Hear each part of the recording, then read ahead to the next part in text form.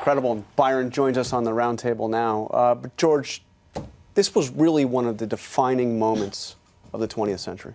It was. Martin Luther King said rightly, he appropriated American rhetoric, saying, I'm not trying to change America, I'm trying to reconnect with the American past. And in that sense, he did a wonderful job. Well, you know, the whole idea of forming a more perfect union. And over the centuries, we have tried to perfect this union. And this was a moment of really trying to perfect it mightily. But there was tremendous fear. I remember it very well. My father was majority whip of the Congress at the time, a deep Southerner, very close with President Kennedy.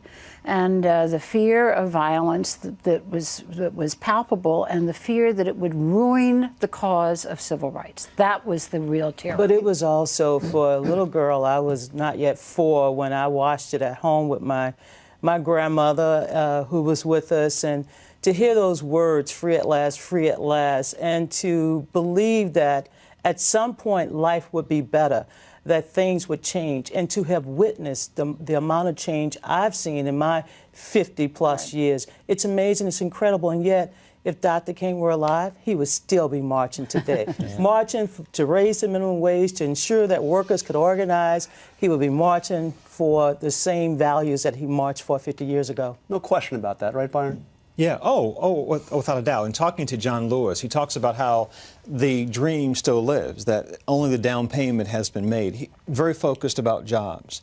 But there was also an optimistic spirit to Congressman Lewis and to Andy Young, men who were there.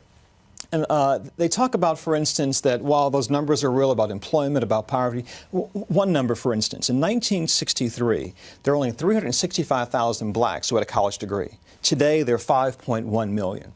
Consider in 1963, you all could have treated us like dogs, Don and I, and it would have been okay. Nothing would have happened to you. Well, that's changed in America. And so for those men who were there, who bled, they see tremendous progress. And they're right. They're right. I mean, you know, having grown up in the Deep South in the era of Jim Crow, the difference is dramatic. And the fact that Andy Young was mayor of Atlanta and John Lewis is a member of Congress from Georgia is a great testament to the fact that when you do something like pass a voting rights bill, that it makes a difference, which is why, at the moment, what's going on about voting rights is downright evil, because it is something that really needs to keep going forward, not backward. You know, we remember that day for the speech and for the size of the crowds and the peacefulness of it. We forget that this was the March for Jobs and Justice.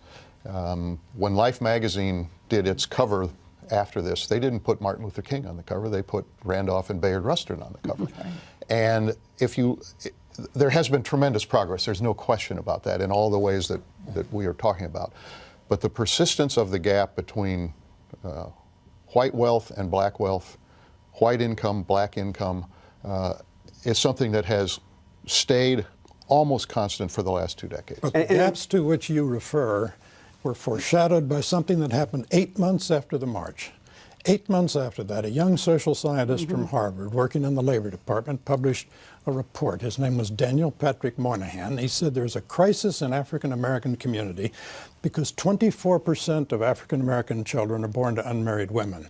Today it's tripled, 72%. And that, not an absence of rights, is surely the biggest impediment.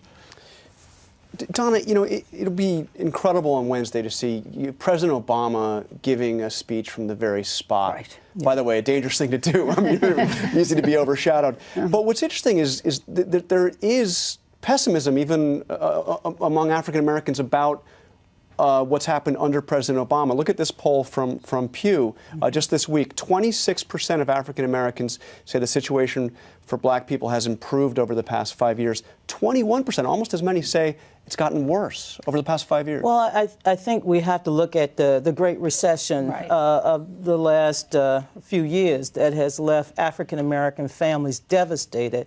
Black wealth has dropped even more because of the deepness of the recession.